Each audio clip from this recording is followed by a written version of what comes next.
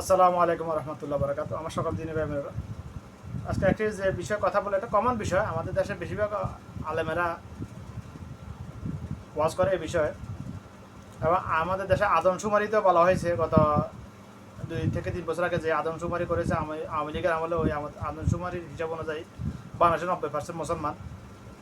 কিন্তু এটা 100% ভুল ভাই, এটা এই তথ্যটা বাংলাদেশের 90% মুসলমান, এটা 100% ভুল। এটা আমি প্রমাণ করে দেবো আজকে ইনশাআল্লাহ। বাংলাদেশের 90% তো ভুল, 10% প্রকৃত প্র্যাকটিক্যাল মুসলমান নাই বাংলাদেশে। 10% প্র্যাকটিক্যাল মুসলমান নাই। হ্যাঁ, 90% মুসলমান মা বাবার ঘরে জন্ম নেওয়া আদম সন্তান, এটা সত্য।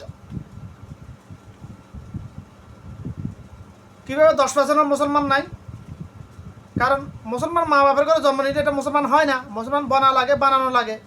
মানুষের পেট থেকে বের হলে মানুষ হয় না, মানুষ বানানো লাগে। বানানো এবং বানানোর দায়িত্ব কার? মা বাপের। বনার দায়িত্ব কার? বালে হওয়ার পর নিজের। বানাইতে হবে কিভাবে?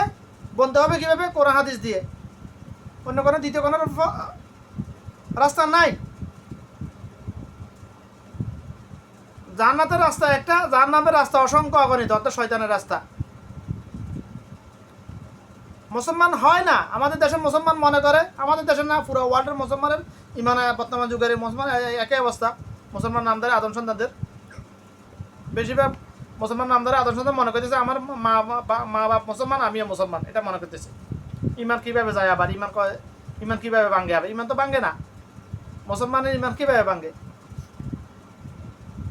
অথচ আল্লাহাক কোরআন, আল্লাহাক বলছে যে যার নামাজ নাই তার ইমান নাই, যে নামাজ ছেড়ে দেয় সে কাফের। সূরা বাকারা আয়াত 33 থেকে 34 নম্বর, এখানে আল্লাহাক শয়তানের কথা বেলা বলেছেন। শয়তান, আমি যখন বলেছি আদমকে সৃষ্টি করার পর, যখন বলেছি আদমকে সেজদা করার জন্য, সকল ফেরেশতাকুল আদমকে সেজদা দিয়েছেন, একমাত্র ইল্লা শয়তান ছাড়া। অথবা আল্লাহ শয়তানকে জান্নাত থেকে বের করে দিয়েছেন, কাফেরদের অন্তর্ভুক্ত করে ফেলেছেন। বলেছেন শয়তান আদমকে একটা সেজদা না করার কারণে যদি কাফেরদের অন্তর্ভুক্ত হয়, কাফের হয়ে যায়, তো আদম সন্তান কি দৈনিক 17টা বলেন, 10টা বলেন, 12টা বলেন, 2টা বলেন, সেজদা না দিলে কি কাফের হবে না? অবশ্যই কাফের হবে। যে শয়তান এই দুনিয়ায় জমিনে এমন কোনো জায়গা নাই যেখানে শয়তানের সেজদা ফল নাই। যে শয়তানকে আল্লাহ তার ন্যায় আমলের কারণে ফেরেশতাদের সর্দার বানিয়ে দিয়েছিলেন, অথচ শয়তান ছিল জিন জাতির অন্তর্ভুক্ত। ওই শয়তান যদি আল্লাহ পাকের একটা নির্দেশ অমান্য করার কারণে কাফের হয়ে যায়, অন্তর্ভুক্ত হয়ে যায় কাফেরদের, আদম সন্তান কি কাফেরদের অন্তর্ভুক্ত হবে না? এই আল্লাহ পাকের এই কথার পরিপ্রেক্ষিতে কি বোঝা যায়? বেশিরভাগ আদম সন্তান বর্তমানে কাফের। সত্যি মিনিমাম 20 থেকে 25% আদম সন্তান কাফের বর্তমানে। মুসলমান নাম ধরে আদম সন্তান কাফের। অন্যদিকে আল্লাহ পাক বলেছেন কোরআন মাঝে, অন্য আল্লাহ পাক বলেছেন তোমরা মুসলমান না হয়ে আমার কাছে এসো না। ইমান আনা আর মুসলমান হওয়া, এটার মধ্যে আকাশ পাতাল পার্থক্য আছে। ইমান আনা হলো মুসলমান হওয়ার প্রথম ধাপ। অর্থাৎ একটা ঘরে ঢুকতে হলে প্রথমে, একটা ঘরে আলো বাতাস ঢুকতে হলে প্রথমে দরজা খুলে ঢুকতে হবে, তারপর জানালা খুলতে হবে, তারপর আলো বাতাস ঢুকবে, তাই তো? আপনি যদি দরজা না খুলতে পারেন, জানালা কীভাবে খুলবেন? ইমান হলো মুসলমান হওয়ার দরজা। ইমান হলো তাওহীদের উপর স্বীকৃতি দেওয়া, কলবে স্থাপন করা। আল্লাহ ছাড়া কোনো মাবুদ নাই, আল্লাহ ব্যতীত, আল্লাহ ছাড়া, আল্লাহ ইবাদতের উপযুক্ত আর কোনো মাবুদ নাই। রাসূলুল্লাহ সাল্লাল্লাহু আলাইহি ওয়াসাল্লাম আল্লাহ পাকের প্রিয় বান্দা এবং রাসূল, অর্থাৎ রাসূলুল্লাহ সাল্লাল্লাহু আলাইহি ওয়াসাল্লাম যা করেছেন, যা বলেছেন সেভাবে করব, সেভাবে বলবো। এটার উপর ইমান আনা, পরিপূর্ণ ইমান আনা, মুখে বলা, কলবে স্থাপন করা, এটা হলো ইমানের প্রথম ধাপ। মুসলমান হওয়ার জন্য দরজা খোলা। আর মুসলমান বলতে কি বোঝায়? রাসূলুল্লাহ সাল্লাল্লাহু আলাইহি ওয়াসাল্লাম বলেছেন মুমিনের জন্য, অর্থাৎ মুসলমানের জন্য দুনিয়া হলো জেলখানা, আর কাফেরদের জন্য, মুনাফিক নাস্তিকদের জন্য দুনিয়া হলো যে বেহেশতখানা, জান্নাত। মুমিনের জন্য জেলখানা, এই কথার তাকিক হলো, পরিপূর্ণ ব্যাখ্যা হলো, মুসলমান নিজের ইচ্ছা করার মতো, মন করার মতো দুনিয়াতে কিছু করতে পারবে না। আল্লাহ যেটা যেভাবে করার আদেশ করেছেন, যেটা করার নিষেধ করেছেন, সবগুলো মানতে হবে। এক কথায় মুসলমান তাকে বলা হয় যে তাওহীদ এবং রিসালাতের উপর পরিপূর্ণ ঈমান আনার ফল। নামাজ পড়বেন 5 ওয়াক্ত, রমজানে সিয়াম পালন করবে, হজ ফরজ হলে হজ পালন করবে, জাকাত ফরজ হলে হজের আগে জাকাত ফরজ হলে জাকাত আদায় করবে, হজ ফরজ হলে হজ পালন করবে, জিয়াদ ফরজ হলে জিয়াদের সম্মুখীন হলে আল্লাহর জন্য জিয়াদ করতে হবে। মা বাবার নাফরমানি করা যাবে না, মা বাবার ভরণ পোষণ দিতে হবে, শরীরের সম্মত মা বাবার কোনো আদেশ নিষেধ অমান্য করা যাবে না, আত্মীয়তার সম্পর্ক ছিন্ন করা যাবে না, অন্যের জান মালকে হারাম মনে করতে হবে, এবং জাগতিক হারামকে তদরূপ হারাম মনে করতে হবে যেরকম হারাম মনে করতেছে পৃথিবীর সকল মুসলমান নামদারি আদম সন্তান শুকরের গোস্তকে। এটাই হলো মুসলমান হওয়ার মৌলিক মূল সংজ্ঞা। সারাংশ বলতেছি আমি, 30 পারা কোরআন, লক্ষ লক্ষ হাদিসের সারাংশ বলতেছি আমি। এটা আমাকে দিয়ে আল্লাহ বলাইতেছে, এই জন্য আমি বলতেছি ভাই। এবার মিলাই দেখাম মুসলমানের সঙ্গে আমি বললাম, এবার মিলাই দেখুন মুসলমান কয়জন আছে, প্র্যাকটিক্যাল মুসলমান কয়জন পাবেন। ইমান আছে, কারো ইমান আছে, কারো ইমান নাই, সেটা সে জানেও না, কারণ সে স্বীকৃতি দিতেছে না। নামাজ না পড়লে যে ইমান চলে যায়, এটা আদম সন্তান স্বীকারও করতেছে না বর্তমান যুগের বেশিরভাগ মুসলমান নামদের আবার সন্তান। তো যে অস্বীকার করতেছে নামাজ চলে দিলে ইমান চলে যায়, শয়তানের ন্যায়, তার তো ইমান আনার সুযোগ আর নাই, সে চিরজাহান্নামী বেশিরভাগ। যে স্বীকার করবে আমি নামাজ ছেড়েছি, ইমান চলে গেছে, আমি তওবা করতে হবে, আল্লাহর কাছে স্বীকৃতি দিতে হবে, তওবা করবে, আবার পুরো নামাজ কায়েম করবে, তার জন্য সুযোগ আছে ইমান আনার। জাহান্নামীর খাতা থেকে নাম কেটে জান্নাতের খাতায় নাম উঠানোর। যে স্বীকারও করতেছে না যারা, যে নামাজ না পড়লে ইমান যায় না, নামাজ ছাড়িয়ে দিলে ইমান যায় না। আল্লাহ রাসূল সাল্লাল্লাহু আলাইহি ওয়াসাল্লাম বলেছেন যার নামাজে তার ইমান নাই, সকল সাহাবীরা বলেছেন যার নামাজ নাই তার ইমান নাই। আল্লাহ পাক বলে ডাইরেক্ট বলেছেন যে নামাজ যে সেজদা আমাকে সেজদা করে না তার ইমান নাই, সে কাফের অন্তর্ভুক্ত। এখন যারা এটাকে স্বীকার করতেছে না, আফসোস হয় তাদের জন্য, তারা চিরজাহান্নামী হয়ে যাওয়ার সম্ভাবনা খুবই বেশি শয়তানের ন্যায়। কারণ মানুষ আর শয়তানের মধ্যে একটাই পার্থক্য, মানুষের পিতরতে হলো ভুল করবে, ভুলের স্বীকৃতি দিবে, আল্লাহর কাছে মাফ চাইবে, এটাই হচ্ছে মানুষ। এই জন্য আল্লাহ মানুষকে সৃষ্টি করেছে। মানুষকে সৃষ্টি করার অন্যতম প্রধান উদ্দেশ্য হলো এটা, শুধু নামাজ পড়ার জন্য নয়। আল্লাহ পাককে সেজদা করার জন্য, তো যদি তাহলে মানুষ সৃষ্টি করতে আল্লাহ পাক, তাহলে আল্লাহ পাককে সেজদা করার জন্য অসংখ্য অগণিত, যার সংখ্যা আল্লাহ পাক ছাড়া কেউ জানে না, ফেরেশতা সৃষ্টি করে রেখেছেন আল্লাহ পাক।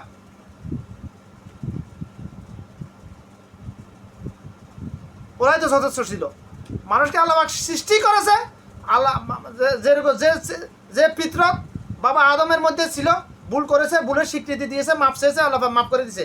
ওই পিতরতের উপরে মানুষ সকল আদম সঙ্গে সৃষ্টি করেছে। মানুষ ভুল করবে, ভুলের স্বীকৃতি দিবে। ভুলের স্বীকৃতি দেওয়ার মৌলিক অর্থ হলো, মানে পরিপূর্ণ তাফসীর হলো যে বান্দা ভুল করে ভুলের স্বীকৃতি দেওয়ার অর্থই হলো, স্বীকৃতি আল্লাহর কাছে মাফ চাওয়ার অর্থ হলো বান্দা এটা স্বীকার করেছে যে আল্লাহ একজন আছে, বান্দার যা কিছু মালিক একজন আছে, তার সামনে হাসরের দিন তার সামনে দণ্ডায়মান হতে হবে, এটা স্বীকৃতি দিয়েছে বান্দা।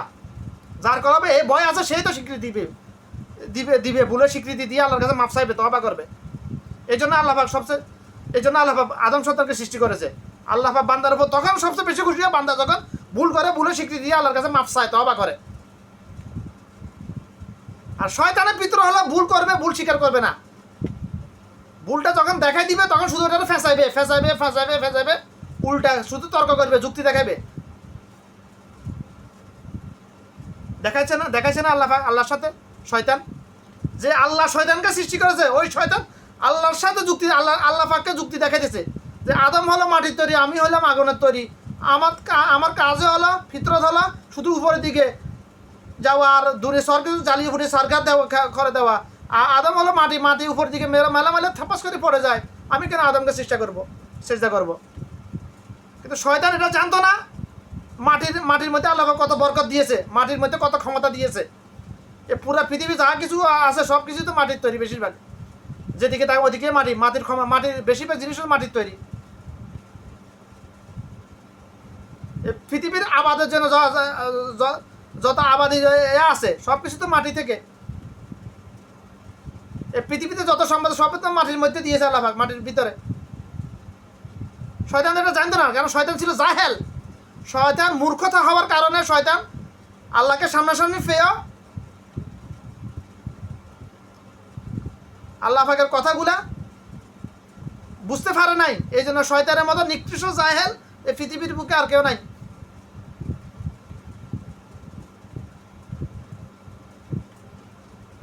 আমরা তো জাহেল, আমরা আল্লাহর কালাম বুঝি না, এই জন্য আমরা শুধু কোরআন তেলাওয়াত করতে পারি।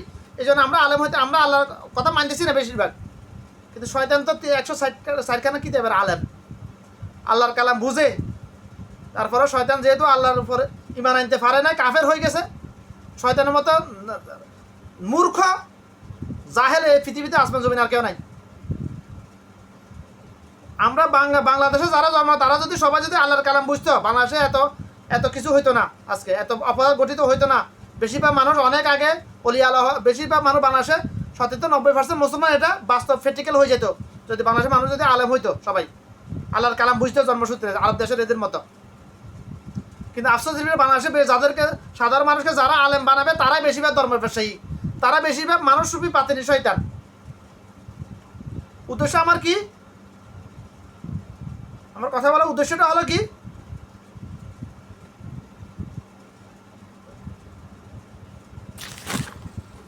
মুসলমান প্র্যাকটিক্যাল মুসলমান বাংলাদেশে কোথায় পাইলেন ভাই? আজকে বাংলাদেশের মুসলমান না, শুধু কথাটা ফেরকা, শুধু বাংলাদেশের মুসলমান না, যেহেতু আমি বিভিন্ন দেশের মানুষের কথা লেনদেন কাজ কারবার করতেছি, চলাফেরা করতেছি, কথা বলতেছি, ব্যবসা বাণিজ্য করতেছি, এটা আমি প্র্যাকটিক্যালি আমি এগুলো বুঝি। আমাকে আল্লাহ বুঝা তৌফিক দিয়েছে। আমি প্র্যাকটিক্যাল মানুষ সম্বন্ধে কত প্রজাতির মানুষ আছে পৃথিবীতে, কত প্রকৃতির মুসলমান আছে, কত প্রকৃতির আদম সন্তান আছে, এটা বুঝার আমাকে তৌফিক দিয়েছে। তো মূল শুধু বাংলাদেশের মানুষ না, বর্তমান যুগে বেশিরভাগ মুসলমান আমাদের আদম সন্তান। আর আদম সন্তান শুধুমাত্র শুকরের গোশত হারাম, বাকি সব হালাল। তো তারা মুসলমান কীভাবে হবে? প্রমাণ আছে, বেশিরভাগ মুসলমান আদম সন্তান নামাজ ছাড়ি দিলে ইমান চলে যায়, এটা স্বীকার করে না। যেরকম হিন্দু বাড়ি, ওরা ইহুদিন খায়, নাসারা স্বীকার করতেছে না যে তারা শিরিক করতেছে, তারা জাহান্নামী, স্বীকার করতেছে না। প্রমাণ মিথ্যা কথা বলা হারাম, মিথ্যা বলা মহাপাপ, মিথ্যা সকল পাপের জননী, মিথ্যা বলা কত জঘন্যত, শুকরের গোশত খাওয়া চাইতে জঘন্যতম হারাম। আছে বর্তমান যুগে 99% আদম সন্তান 99% আদম সন্তান মিথ্যা কথা বলাকে হারাম মনে করতেছে না। আল্লাহর কসমকে মিথ্যা কথা বলে, হাতে কোরআন নিয়ে মিথ্যা কথা বলতেছে মুসলমান নাম ধরে আদম সন্তানগুলা বাংলাদেশে এবং আরব দেশে হাতে কোরআন নিয়ে মিথ্যা কথা বলতেছে। অসংখ্য প্রমাণ আছে আমার কাছে। নাম ধরে বললে ফেরকাবাজি হবে, ফেতনাবাজি শুরু হয়ে যাবে, এই জন্য নাম ধরা নিষেধ হাদিসে।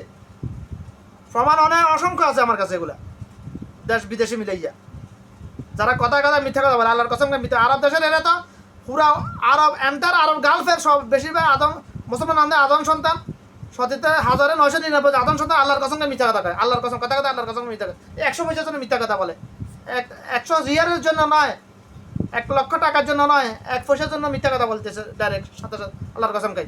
তারা কীভাবে মুসলমান? এরা কে বলছে এগুলো মুসলমান? কোথায় মুসলমান? প্র্যাকটিক্যাল মুসলমান কোথায়?